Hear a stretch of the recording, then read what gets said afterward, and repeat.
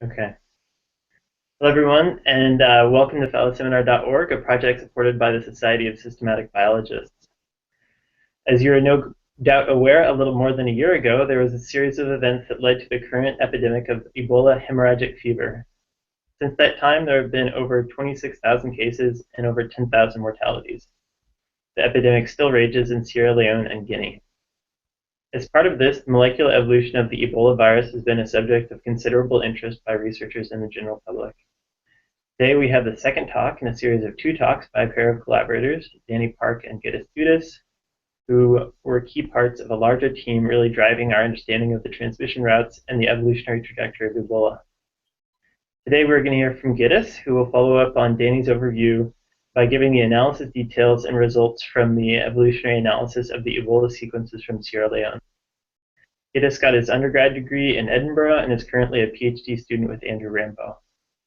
I'm pleased to note that he'll soon be starting a postdoc with Trevor Bedford here at Fred Hutch, and so he'll just be a couple doors down. Welcome, Gytis, and I'm looking forward to your talk. Cool. Thanks, Eric. So the title of the phyloseminar initially said Ebola virus epidemiology, transmission, and evolution during 4 months in Sierra Leone. Since then, we have expanded the data, and now our data set covers about 7 months. Which is a lot better. And I will be presenting these results on behalf of this huge list of people, and hopefully I won't be doing too bad of a job. And I presume I will have misspelled someone's name in there. So to familiarize ourselves with the virus that is currently causing an outbreak in West Africa, we should look at the family of viruses which it comes from. These are the Filoviridae. This is the phylogenetic tree of them. These are the genera and the species. So all of these guys have a genome composed of about 19 kilobases of negative sense single-stranded RNA. They each have about 7 genes, and the culprit behind the outbreak in West Africa is this guy right here. So it's just called Ebola virus, and the first isolate for which we have a sequence was isolated in the Democratic Republic of Congo in 1976. And since then it has caused outbreaks sporadically, mostly in Central Africa. So the Democratic Republic of Congo, and Gabon, and yeah, right. And now, just to familiarize ourselves with the outbreak, I'm going to play you a small animation that I prepared of confirmed and suspected cases of Ebola virus. Eric, I can sort of hear myself echoing. Is everything okay? Huh. And you're using headphones? Yep. Stop now. Okay. If it starts again, say, and we'll turn back on the microphone, which is a little bit counterintuitive. We would think that turning on the microphone would make it echo, not off. But go ahead with and I'll turn it off and play your movie, and we'll see how it goes. Okay, let's...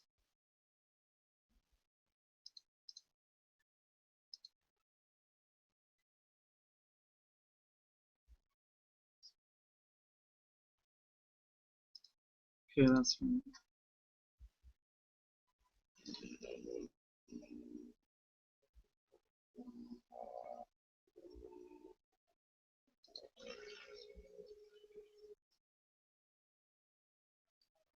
Okay, I think I figured it out.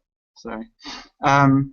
Okay, yeah. As I said, I'm going to play you an animation of the suspected and confirmed cases in West Africa.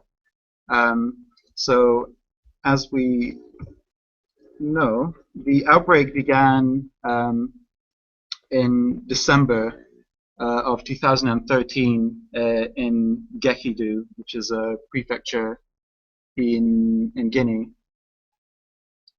And if I play this animation, So the outbreak began in December, and the WHO wasn't notified of an outbreak until around this point in March 22nd. And since then, well, after that, the response teams were sent in, and they were sort of monitoring cases in Gekidu. But that wasn't enough because, as you can see, very soon after that, the virus spread into Sierra Leone in blue and into Liberia in red, and green is Guinea. And as you can see, the outbreak spiraled out of control until at the beginning of this year, it was sort of slowly brought under control. Liberia is in fact now Ebola free, and most of cases right now are mostly focused around this area right here, so a bit in Sierra Leone and a bit in Guinea. And when the outbreak began, and especially when it reached Sierra Leone around May of 2014, the Broad Institute, together with the Kenema Government Hospital and Tulane University, had a program set up in Sierra Leone to monitor Lassa fever, which is another hemorrhagic fever that circulates in West Africa. And around August, this study came out in the journal Science with many authors, and I was quite proud to be part of that team. And this was basically the first time when sequences from this Ebola virus outbreak in West Africa could actually be bootstrapped, in the sense that you could only use the sequences from the outbreak to make a phylogeny that was informative of the epidemiology that was going on. Because before these sequences came out, we only had 3 sequences from Guinea isolated just days apart. And this study showed 3 very important things early on. One, which is that all of the lineages in Sierra Leone, which are these guys here, were closely related to lineages from Guinea. And this might seem sort of obvious, but it was important at the time, because if we had seen that, Sierra Leonean viruses were coming in from, say, the reservoir, that would have implied that the epidemiology was completely different, and it wasn't. This was human-to-human transmission. Second, we saw that the viruses were differentiated within Sierra Leone. It's kind of obvious that, given sufficient time, it would do that, but it also meant that you could track the virus as it was spreading. So this is what that's showing. So on the x-axis here are variable positions in the genome, and each row here represents a single sequence, and whenever there's a new variant popping up, you change the color from brown to this bluish hue. And we could tell that within Sierra Leone, by basically end of June, we were seeing 3 differentiated clusters, each of them sort of building on top of the genetic background of the previous cluster.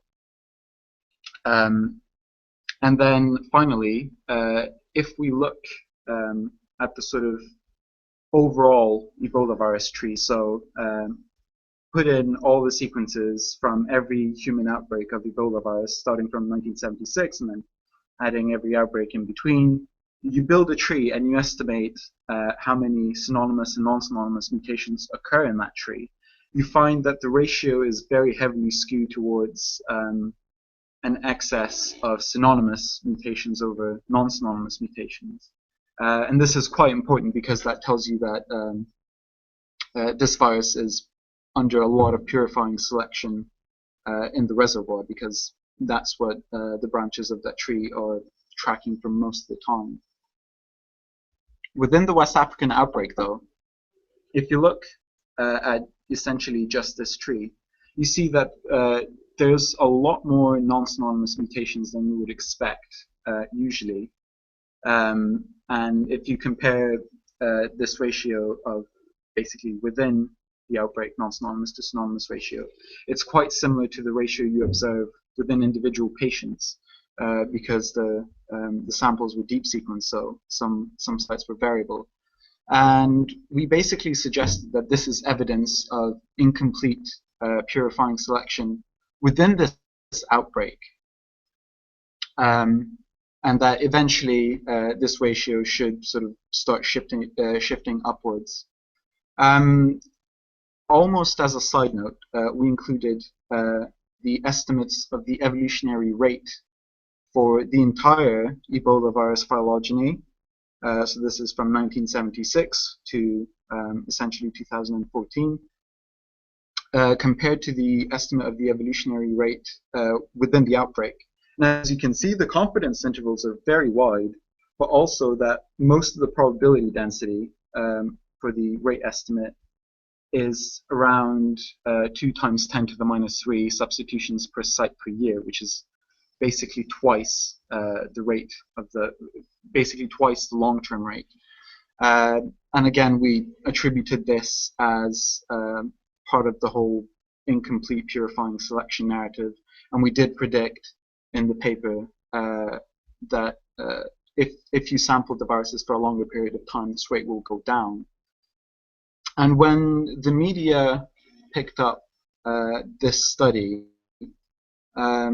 you would have imagined that they would have picked any of these findings, which were actually interesting, and instead they focused entirely on this rate finding, blowing it entirely out of proportion, saying that Ebola virus is rapidly mutating, calling Ebola virus unstoppable to the point where US President Barack Obama had to interject and say that Ebola virus could mutate, which is a ridiculous statement. And basically, this whole media frenzy led people to believe that essentially Ebola virus was acquiring superpowers via mutation. And mutation was basically used in the comic book sense of the word. Whereas in reality, what was going on is something really obvious and totally expected. So I've come to call this whole thing the rate issue, and issue here is in inverted commas, because it was never the focus of our study. We didn't make a huge deal out of it.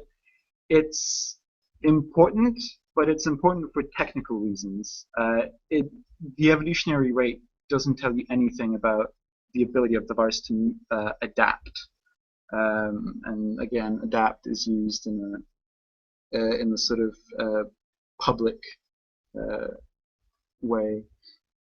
And finally, what surprises me the most is that people expected these two rates to be the same, which is ridiculous, because for one, this rate is estimated from evolution that has occurred in the reservoir, which we presume to be bats, and all of this has been in humans. So you're dealing with very different cellular environments, you're dealing with very different population sizes of the virus. The epidemiology is probably very different as well. And finally, the way sequences have been sampled for the 2014 outbreak in West Africa versus for this entire Ebola virus phylogeny are totally different. Because if you look at a phylogeny of the between outbreak Ebola, if you like, you see, so in these colored boxes are the individual human outbreaks over the years. This is West Africa, this is Democratic Republic of Congo, 1976 to 1977. And what you see is that the vast majority of the tree is taken up by these long internal branches, which are presumably present in bats and probably under a lot of purifying selection. So you're not seeing that many variants.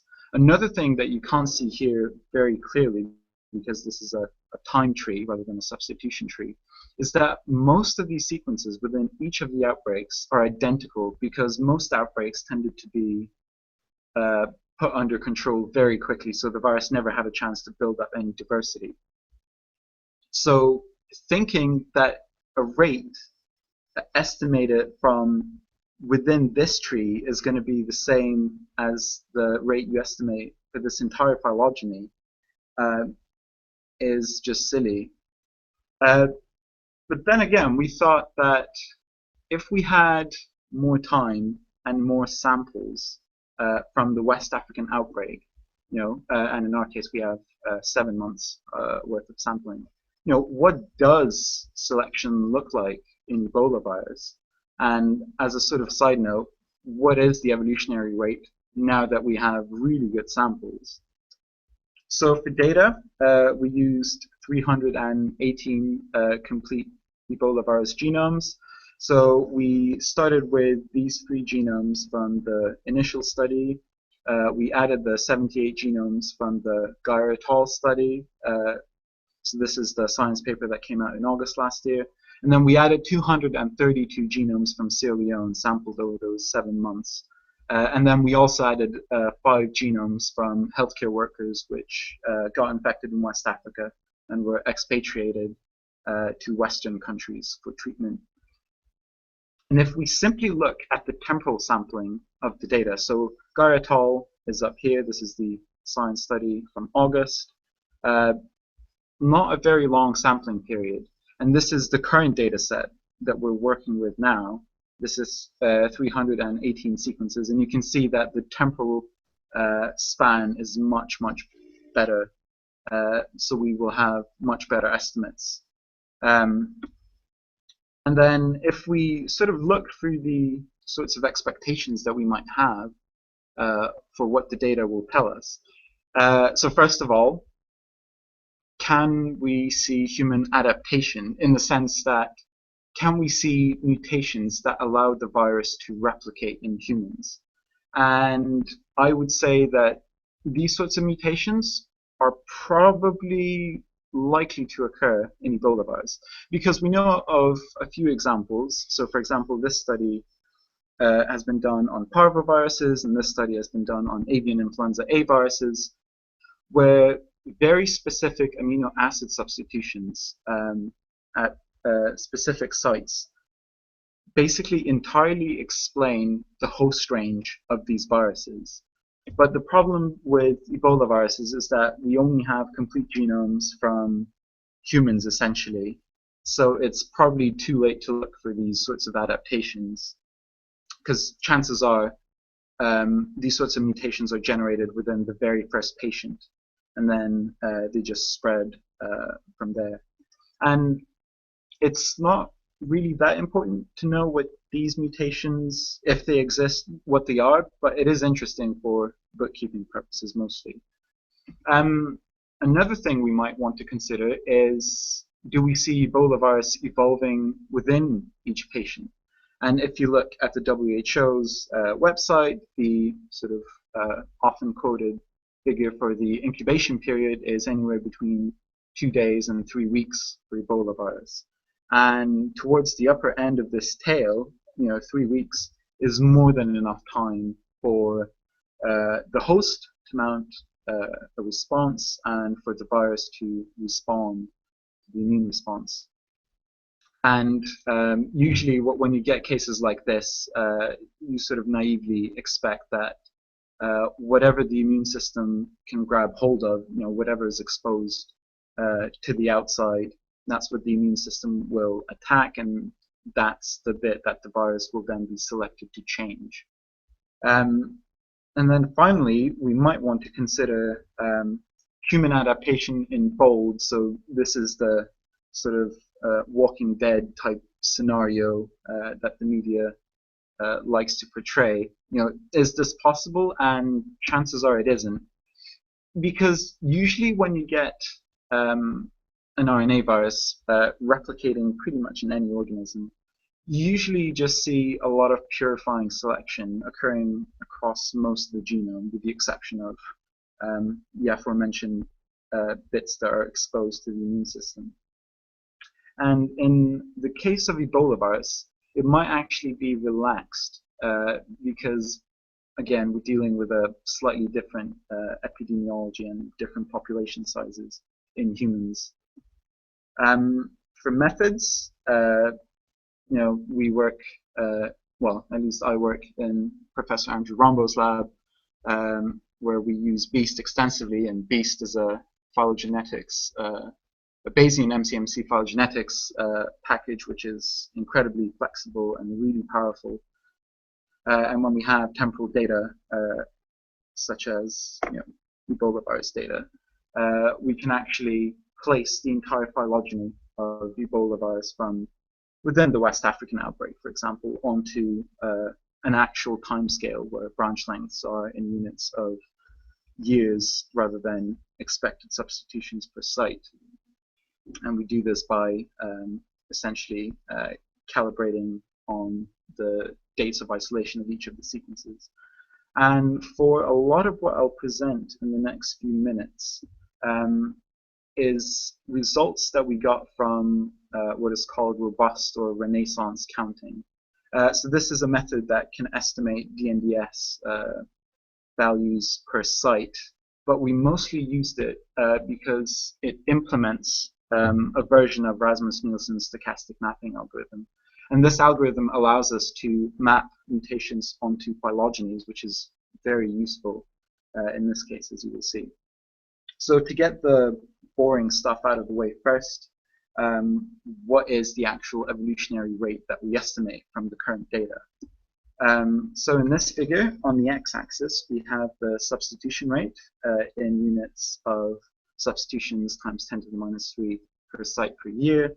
In red is a reanalysis of the Gire et al. Data. So this is the 2014 August study published in Science. We see that the rate is quite high, but also that the confidence intervals are wide. In yellow is the long-term estimate. So this is the entire Ebola virus phylogeny. We see that it's centered pretty much on 1 and is lower than this previous estimate. And in blue is the estimate that we got right now. So you will notice that it falls entirely within the uncertainty of our previous estimate.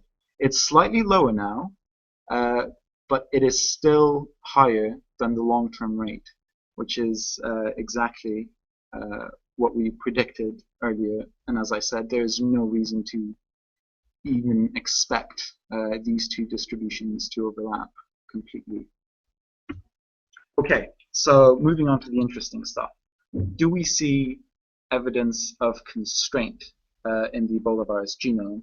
And the answer is yes. So here we are using that stochastic mapping that I was talking about earlier.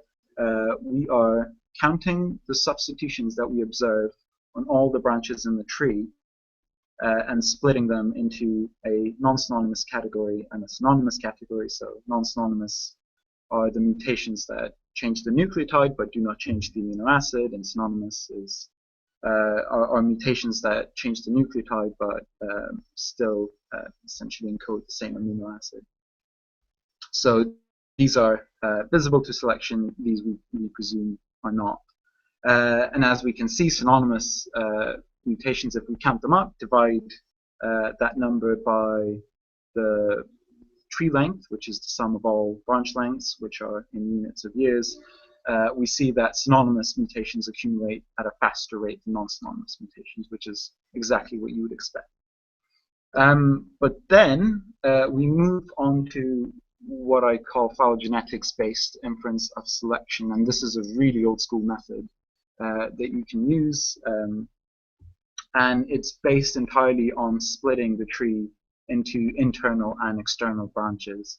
So external branches are branches that contain mutations that are unique to a single sequence, and these are potential dead ends.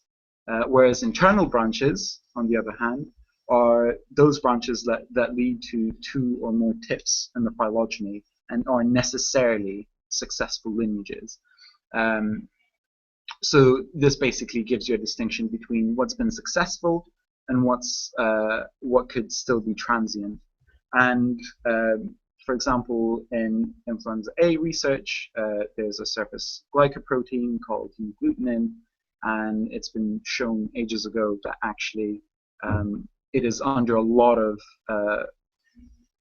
strong diversifying selection, because the internal branches of the phylogeny of this one gene have a lot of non-synonymous mutations.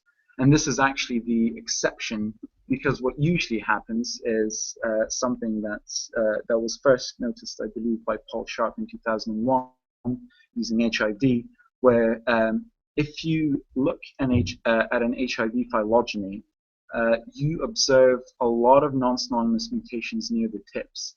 And as you head deeper into the tree, the number of non-synonymous mutations goes down.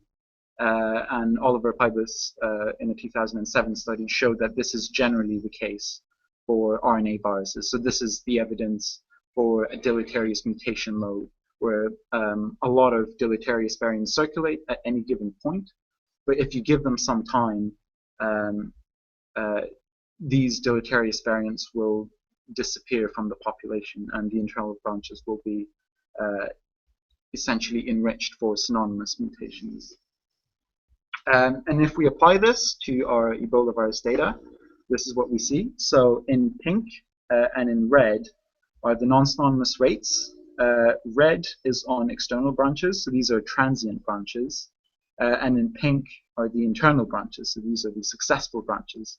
And as we can see, external branches, which are the transient ones, accumulate non-synonymous mutations at a much faster rate than successful lineages.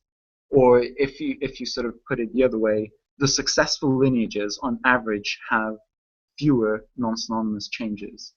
And when we ran these sorts of analyses on a slightly smaller data set, at first we saw synonymous rates overlapping entirely for external and internal branches, but after we added some extra data, it wasn't the case. So it would appear that internal branches also, on average, have fewer synonymous changes as well. But if we divide the external distributions by the internal distributions, so if we divide this red distribution by this pink distribution, and this distribution by that distribution, this is what we see. So non-synonymous mutations accumulate at a rate that's about 60% faster on external branches. And synonymous mutations accumulate at a slightly lower rate. And we puzzled over this and we're still not entirely sure what's going on. And one possibility is that perhaps what we are seeing is, or perhaps what we are presuming is that synonymous mutations are invisible to selection, and in RNA viruses, which have very constrained genomes, that might not necessarily be the case all the time. But yeah, basically this is the nicest evidence of purifying selection you could ask for. What about positive selection? So this is the stuff media would be interested in. And in order to estimate this, sort of within the genome, rather than what's been successful versus what hasn't been, we used an implementation of the Goldman-Yang codon model in BEAST, and we applied this codon model to each coding sequence in the Ebola virus genome, and there's an asterisk there because there's a slight complication which I'll touch upon later.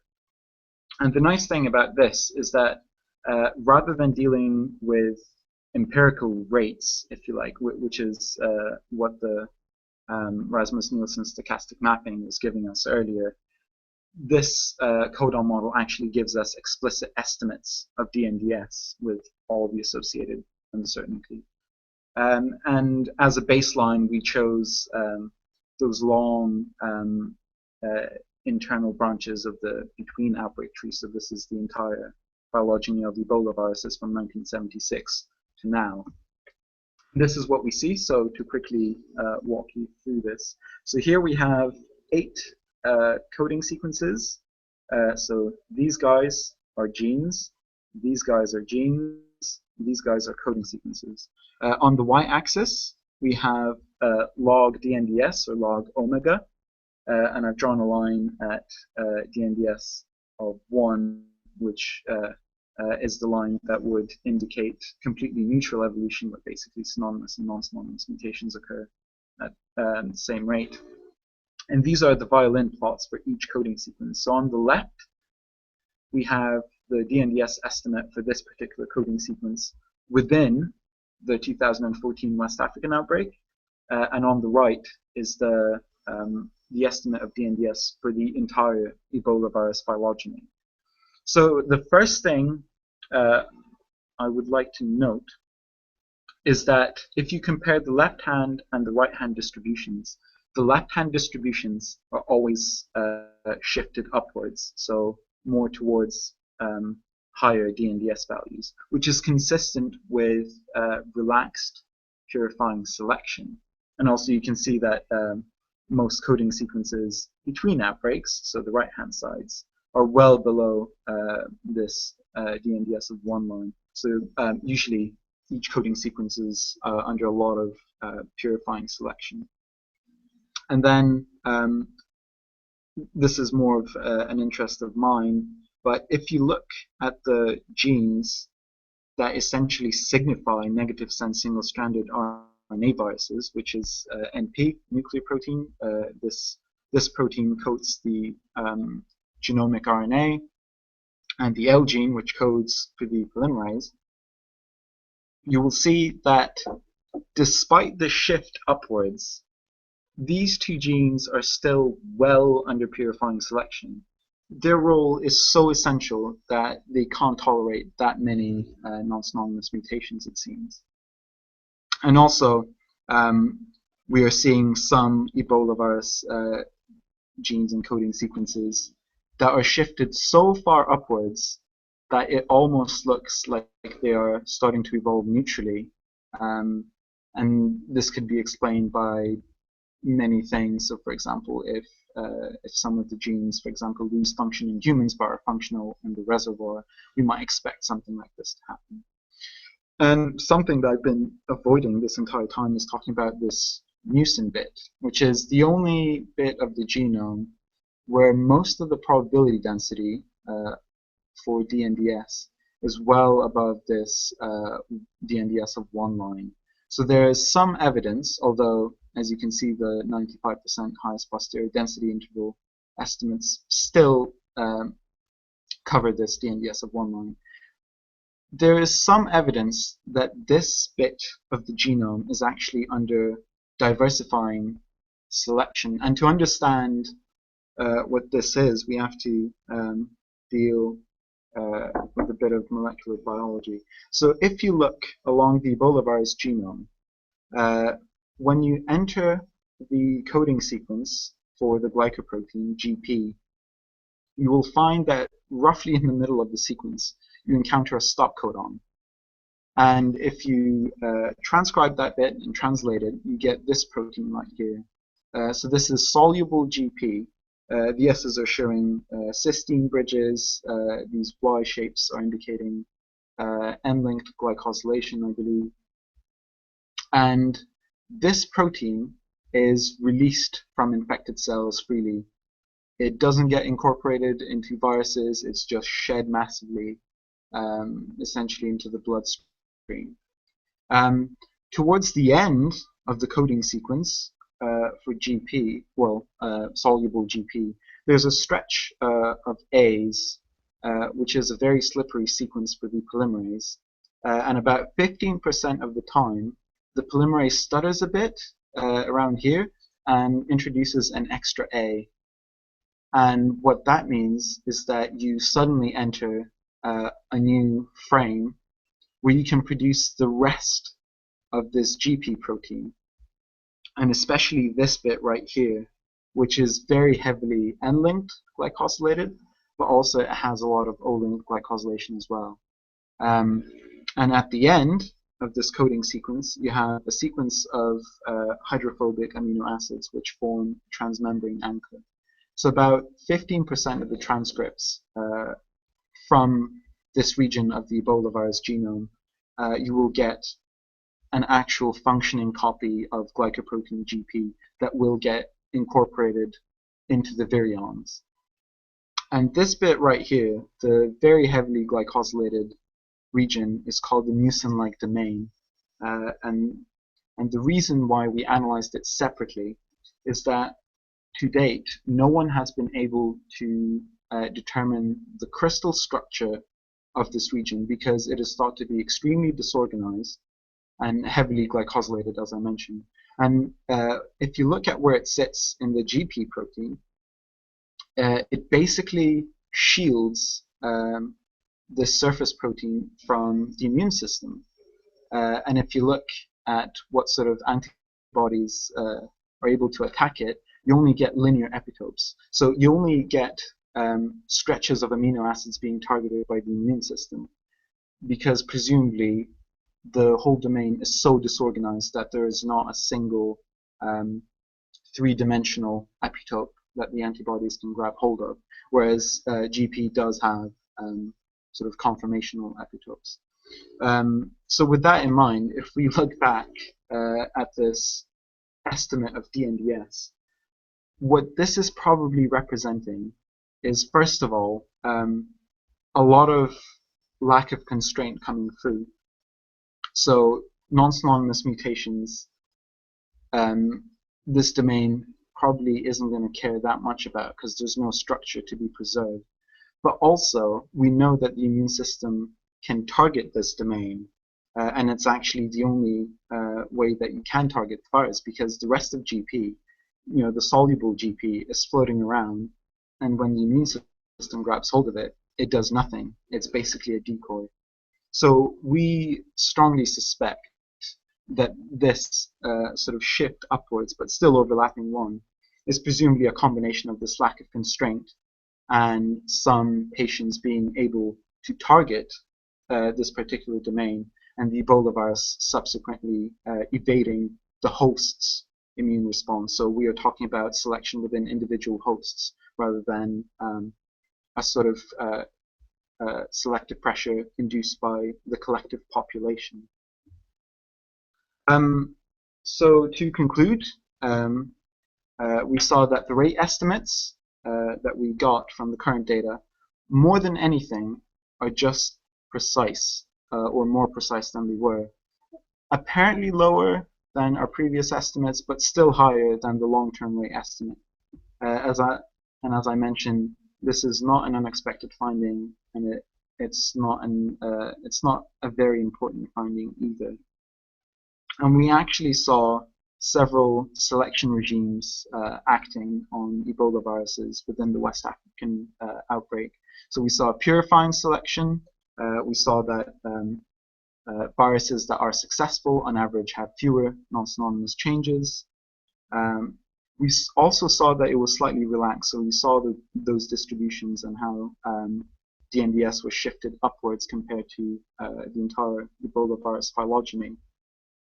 And in some cases, we saw what looked like something in between neutral and positive selection in the mucin-like domain,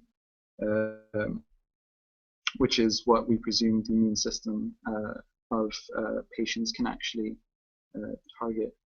And as we sort of discussed earlier, where you wanted me to mention a few things, or more like challenges for the people in the field, is one,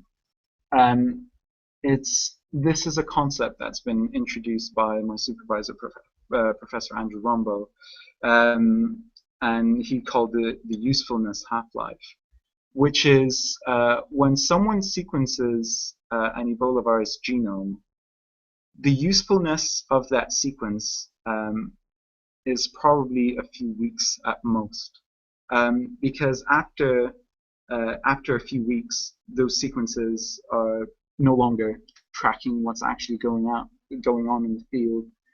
It's for historical purposes only. So at the bottom, what I'm showing here is again the temporal sampling of our previous study, the current study right here.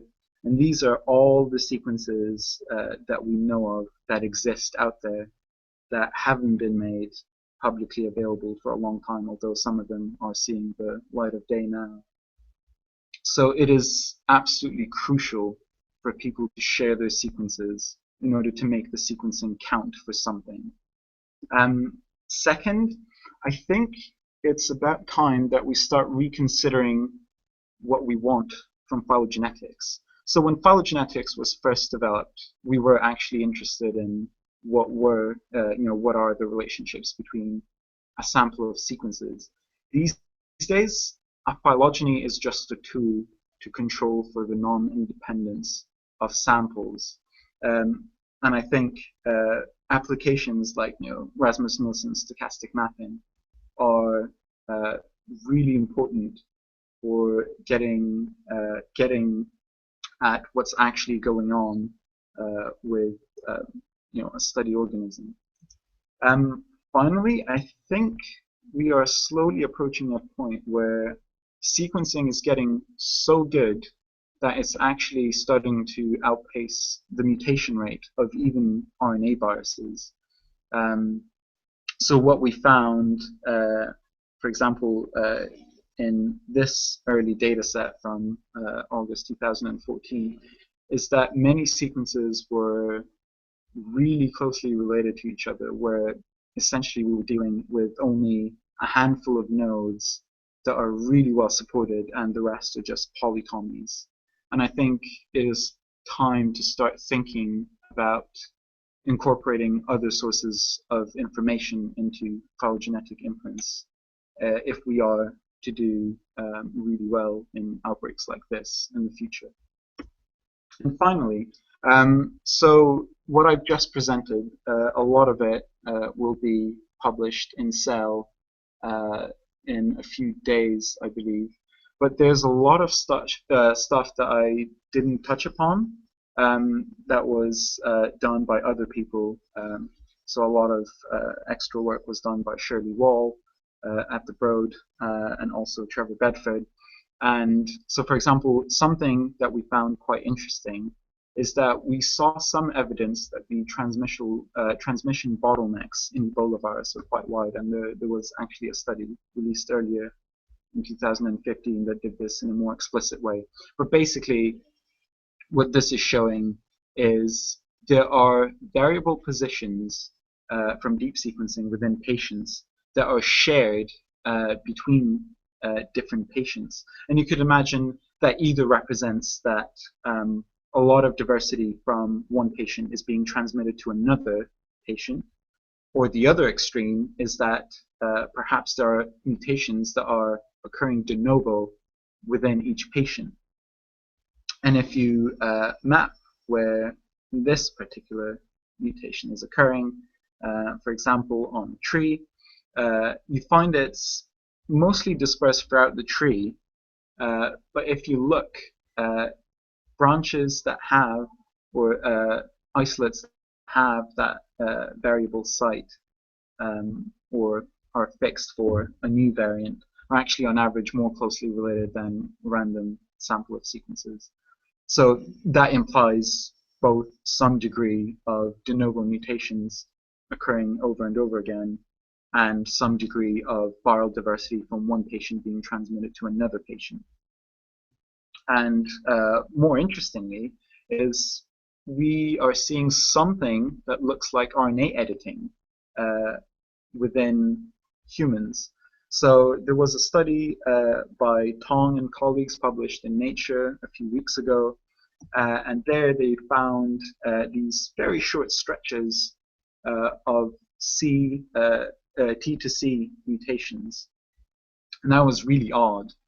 And if you look at a root-to-tip divergence plot, we basically plot the isolation date of a tip against its divergence from the root, you find these outliers here, which are not conforming to this general trend line. And if you look at what sort of mutations these guys have, you find that they are heavily enriched for T to C mutations. And we suspect this is the action of, I believe, adenosine deaminases, which are host RNA editing enzymes, which edit A's to G's in double-stranded RNA and an A to G mutation in the Ebola virus genome, which is negative sense, will result in T to C changes in the positive sense, so in the coding sequence. And we're probably observing this for the first time simply because we now have a huge number of sequences. So things that are quite unlikely are going to happen quite frequently. And again, this is all work by Shirley Wall at the Broad. And with that, I would like to thank the mass of people who were involved in the study from many different places, so from the Broad Institute, from Kenema Government Hospital, from Tulane University, from Nigeria, and so on and so forth. And we really couldn't have done this without these people. And I guess I'll be happy to take any questions. All right. Thank you very much, Gytis. That was very interesting and authentically opinionated, as I would have expected. Let's see, just a quick check. And by the way, I should start by saying that anyone can ask questions by clicking on the Q&A app that appears on the left sidebar if you move your mouse to the left-hand side of the screen. So when you say RNA editing, don't you actually mean DNA editing? I mean, because you're talking about genomic changes. Genomic changes in the virus, and Yeah. the genome of the virus is RNA. Yeah. Okay. Right. So right. So these are sort of analogous to like Ebola or something like that. Yes. Yeah. Exactly. That's very. And actually, so I found this really interesting. So when you get a really bad case of measles, where it moves into your brain, every once in a while, these sorts of enzymes will edit the genome of measles and remove its matrix protein. So the virus is no longer capable of releasing viruses to get a persistent infection in the brain. And that is actually what makes measles incredibly bad. Interesting. Let's see. So one thing I was curious about is you had this observation of the selection pressure on mucin, and you suggested that this was sort of a within individual event. Yeah. So what about the difference in that selection pressure on the tips versus the internal edges? We tried doing that, but this is partitioning data. The moment you partition the data into individual coding regions, if you partition further into internal and external bunches, you're dealing with very small numbers. Okay. So, for example, that rate was estimated from, that the NDS ratio for mucin, for the mucin-like domain, was estimated from 4 synonymous mutations and 8 non-synonymous mutations. So you just need a bigger data set that has captured more mutations to really get at the bottom of that. And as far as the DNDS analysis, a couple comments. So one is, I know in HIV there's a lot of overlapping reading frames. Is it clear that there's nothing like that in Ebola? Yeah, so the 7 genes in Ebola virus genome, you basically get a lot of non-coding RNA at one end of the genome and a lot of non-coding RNA at the other end of the genome. And every gene has, I think, a few hundred nucleotides of, again, non-coding RNA that seems to evolve at a rate comparable to synonymous sites. So it's probably not very functional. But we did want to estimate the rate, the evolutionary rate of those intergenic regions as well, to get basically another replicate of a synonymous rate, if you like. But again, the machinery to do that is not really there. Mm. Wait, so what you're saying is that I see. But that's not... I mean, you were also using this to get a per site estimation of non-synonymous. Yeah, but so the method that we use only works on coding sequences, which is a bit unfortunate because theoretically it should be possible to make it work on basically any sequence. But yeah, Beast is a complicated machine. So we probably are just talking about different things here somehow, but I mean, I'm fairly certain that Renaissance counting can also give you estimates of DNDS with uncertainty. Did I misunderstood what you said? Oh, yeah. So you can do that, but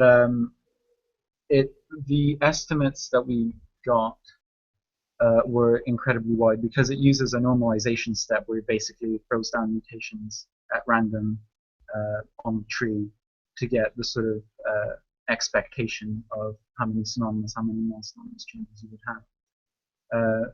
So theoretically we could get that, but we don't really trust it that much. That's interesting. Yeah.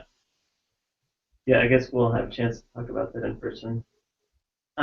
So what about these other branches of the Filoviridae? Like, I mean, I guess is Lhasa fits in that picture as well? So Lassa fever is a very distant relative of influenza viruses. Oh, okay. So Totally. it's more closely related to flu, and both of them are slightly more distantly related to Ebola.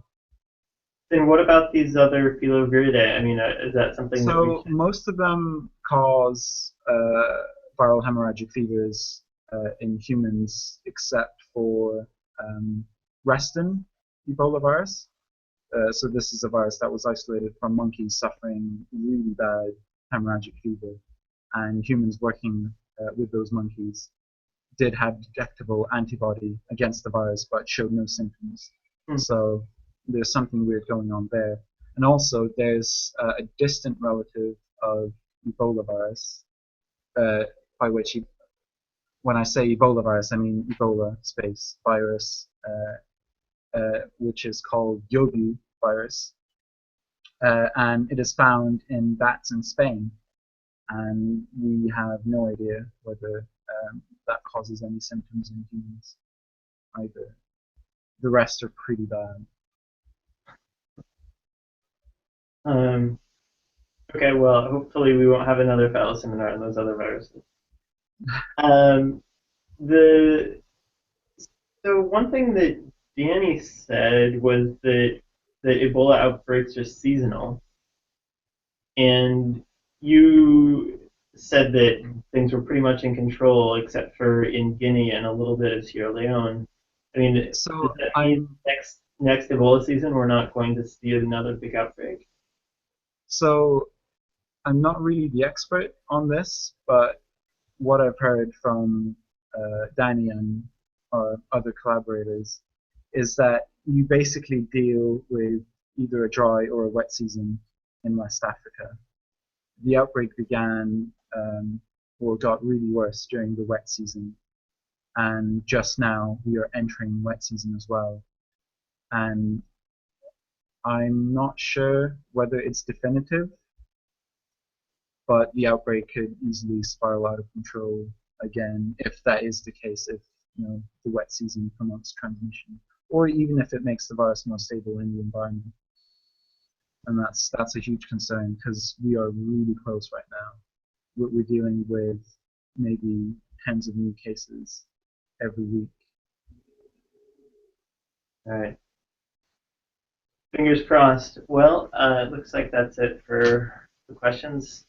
Thank you very much, Gytis, and Thanks for having me. yeah. We are going to have another set of talks this fall, and they're going to be about conservation. So if you weren't worried about viruses, then you can be worried about environmental destruction. All right, thanks.